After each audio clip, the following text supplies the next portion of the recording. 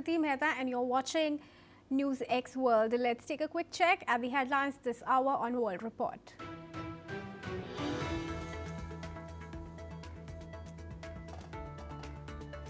As the conundrum over Russia-Ukraine peace deal grows, Ukraine hints at hope, says common understanding reached with US on peace deal aimed at ending the war with Russia.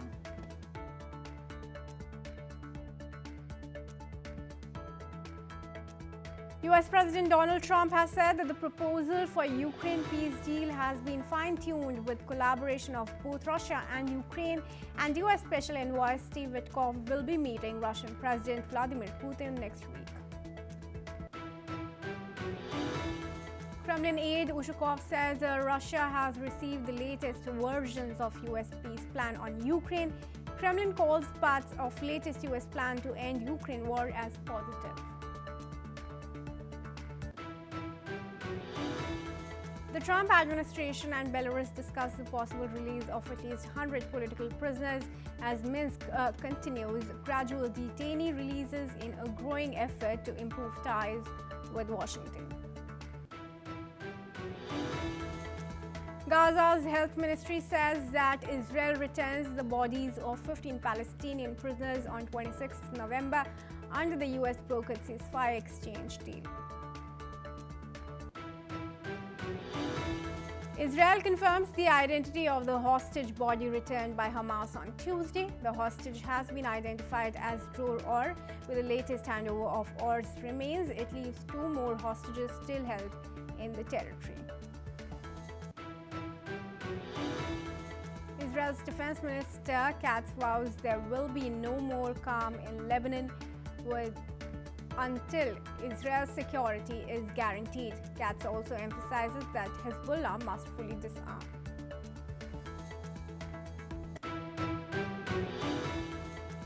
China warned it will crush all foreign interference over Taiwan after Japan announced plans to deploy missiles near the island, as Beijing reasserted its claim over Taiwan and criticized Japan's move.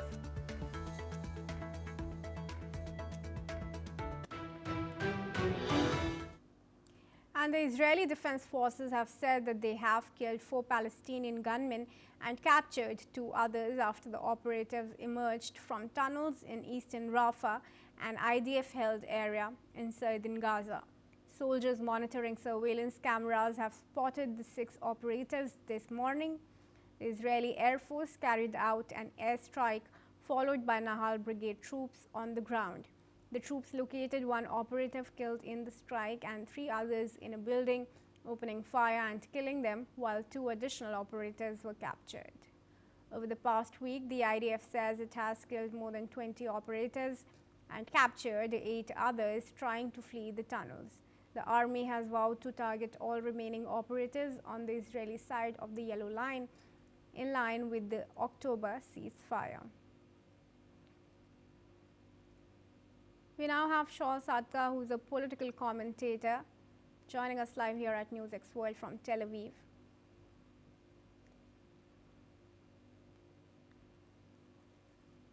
All right. Shaul Sadka, I extend you a very warm welcome here on News X World, and thank you for joining us. Now, how do you see the 4 Hamas operatives that are killed by Israel and IDF? Is it likely that Hamas is further going to move towards disarmament? There are approximately believed to be about 200 Hamas operatives who have been hiding out in tunnels under the feet of the Israeli forces in the Israeli zone of Gaza, as per the ceasefire. They have been there about 2 months since the ceasefire came into effect, and have been presented with the choice of essentially surrender or die. A couple of them who seem to have run out of food and water and cut off from the rest of their forces attempted to make a breakout from their tunnel system and back to Hamas-controlled territory. And it didn't work out well for them, and they are no longer. Some of them have been captured. As regards the disarmament of the rest of Hamas, not just the couple of hundred people who are in tunnels under the Israeli feet, I really see no prospect of that happening voluntarily. Hamas are a jihadi terrorist organization. They have certain theological beliefs which will prevent them from disarming, even if offered safe passage or amnesty. So I assume they will continue to fight to the death if given the opportunity. All right, requested to stay on as we have some more information coming in. Now, Israeli security forces have also launched a counter-terrorism operation in the northern West Bank, focusing on the city of Tubas. Now, according to Tubas Governor Ahmed al-Assad, the operation, which includes helicopter support, has led to widespread displacement as Israeli forces have encircled the city and taken over rooftops. Palestinians have been ordered to leave their homes and are prohibited from returning until the operation concludes, which could last several days. This action is part of a larger ongoing operation that began earlier this year in Jenin and has since expanded to other West Bank cities. Human rights groups have raised concerns over forced expulsions, while violence has continued to escalate between Israeli settlers and Palestinian communities. Hamas has condemned the operation, urging international intervention. And I want to bring back Shaul into the discussion here. Do you think any international pressure is going to deter Israel? Deter Israel from continuing the operations in the West Bank? Yeah. I very much doubt it. Israel has taken a new line over the past few years that there won't be any further terror armies allowed to exist unmolested on their borders, or in the case of the West Bank, within their borders to some degree, depending on how you look at things. How long do you see this new operation continuing from the IDF? It's hard to say. There's always a low-level activity going on, and sometimes the tempo picks up. But there's constant attrition by the IDF of rising terror forces as they pop up. It's definitely a game of whack-a-mole. But that is the situation that you have in the Middle East. You're always going to have a game of whack-a-mole against jihadists to some extent. And the main thing is to reduce it as far as possible. You can never entirely wipe it out. What kind of devastation are we seeing if IDF vows to target the remaining Rafah tunnels, which it has in fact? Right, exactly. So in Rafah, as you say, there's almost no building standing in Rafah because most of them were booby-trapped by Hamas and had to be destroyed. But the tunnels still exist in part under there. Approximately half the tunnels have so far been destroyed, but yet there continue to be terrorists hiding out under the ground there, a few hundred perhaps. It seems that they're running out of food and water. There were some rains which definitely flooded some of the tunnels that are reducing their ability to move. And I would expect that to wind up within the next few months at the most, perhaps days or weeks. All right, Shaul, I requested to stay on again. We want to tell our viewers that Israel's Defense Minister Katz has also vowed that there will be no calm in Lebanon until Israel's security is guaranteed. Katz tells Parliament that Israeli forces will continue and even intensify operations against Hezbollah threats in northern Israel. Katz cites the recent Israeli strike on southern Beirut that killed Haitham Ali Tabat, the top Hezbollah military commander, as evidence of Israel's resolve. He vows to fully disarm Hezbollah, warning that Beirut and Lebanon will see no order or stability until Israel feels secure. The attack comes amidst repeated Israeli strikes on Lebanon despite the 2024 ceasefire. The United States pressures Lebanon to dismantle Hezbollah's military infrastructure, while the Lebanese army claims it is following a government-approved plan to disarm the group south of the Litani River by year-end. Meanwhile, Egypt's foreign minister Badr Abdel Ati warns of escalating tension and says Cairo is working to prevent further violence and safeguard Lebanon's security and stability. I want to go back to Shaul here. Shaul, of course, Egypt has urged Israel to withdraw from Lebanon, but with increasing IDF strikes, do you think that is going to have any pressure on Israel, especially when Egypt maintains a cordial relation with Israel? Not at all. There's no force in the world, even up to and including the Biden administration and the Trump administration, who have had words, who will persuade the Israelis to, as I mentioned before, allow terror armies to form and exist on their borders, and they will keep pounding them as long as they exist. The ceasefire agreement between Israel and Lebanon was contingent on Lebanon dismantling Hezbollah south of the Litani and removing their long-distance weapons to prevent them posing a threat.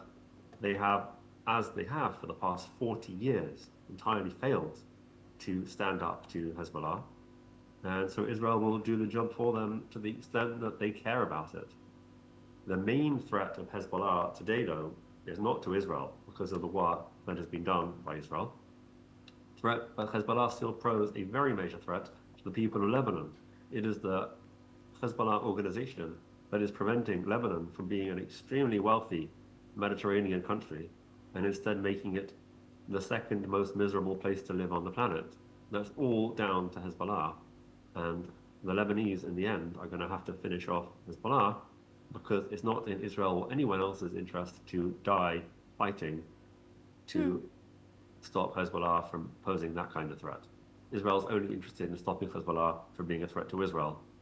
As far as Israel is concerned, if it's a problem for the Lebanese, that's a Lebanese people problem.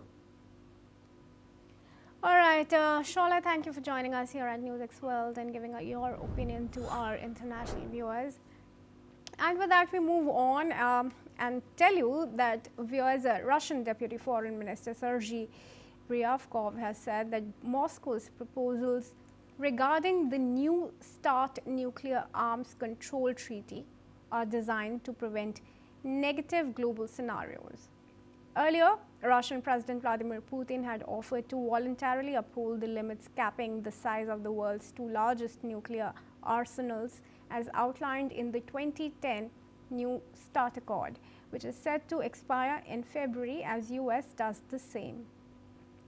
Meanwhile, Ryabkov has stated that Moscow isn't ready to publicly discuss the Trump administration's plan for Ukraine. Ryabkov has stressed that US-Russia relations are still in the early stages of normalization and warned that the success of this process is not guaranteed.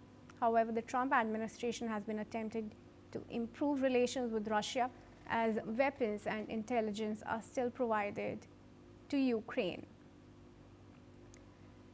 Alison Matler, who is the former AP bureau chief in Romania, now joins us live from Bucharest. I welcome you again, Alison, and thanks for joining us here at NewsX World. How do you see this development shaping as far as Russia's proposals on arms treaty is concerned? Is there going to be any deterrence? And given the fact that Russia maintains that ties with the US are still in the very nascent stages as far as the arms treaty is concerned? I see Russia pushing for its maximalist demands in absolutely everything. It seems very unwilling to cede absolutely anything at the moment, whether it's with the arms treaty or with Ukraine. It wants to push for the maximum. I think that's obviously for Vladimir Putin, who wants to stay in power, but also for people around him as well. So I think Russia is a very, very difficult leadership to negotiate with at the moment, and it's United States. It's very lucky that it has Donald Trump in the White House because he has been favorable. He and his team have been favorable to Vladimir Putin and the Kremlin. But Russia, I think, because of it's very frustrated that the war is going so Ukraine. It's frustrated at being internationally isolated. It's frustrated about its sanctions. People don't talk about this. But beyond its maximalist demands, they come from a place of deep frustration. Russia does not compromise. They don't say, well, we've done that, let's do that. No, they will press for their maximalist demands because one thing they do have is a perseverance. and they are prepared. This meat grinder of a war they don't really care how many people die, and they're using the poorer people in Russia. They're using troops from North Korea, but it's a very frustrated nation that is desperately trying to assert itself on the world stage as one of the world's leading powers.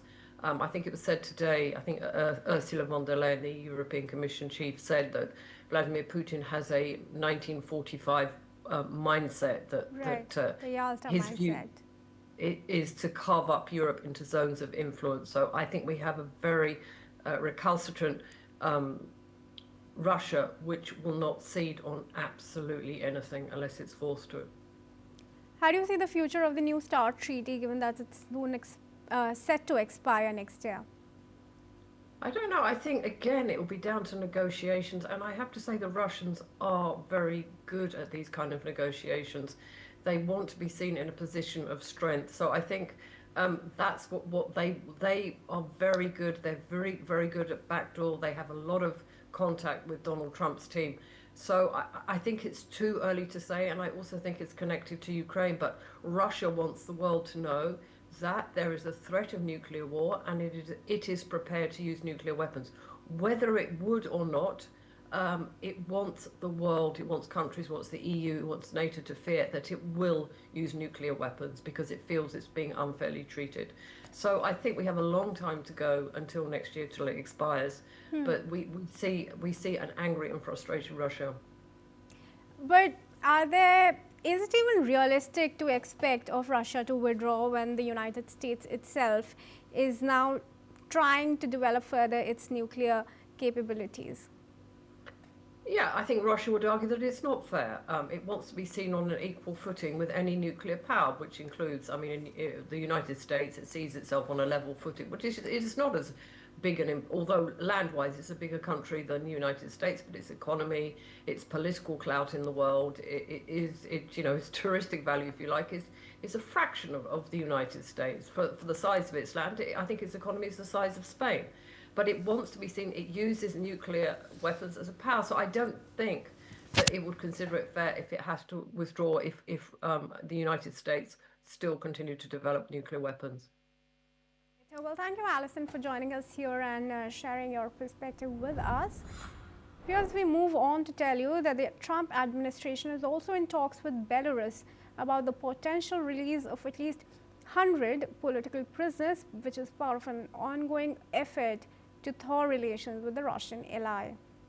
Since Trump took office, Belarus has freed dozens of detainees, but US officials are now aiming for a larger release in exchange for possible sanctions relief. Belarusian President Lukashenko, a key ally of Russia, has freed some prisoners, including 31 Ukrainians recently, but human rights groups say over 1,000 political detainees remain.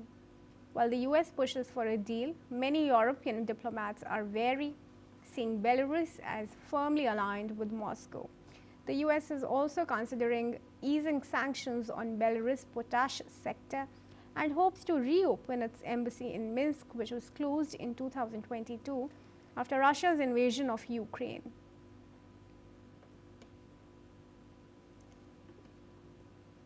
And that's all we have time for. Keep watching.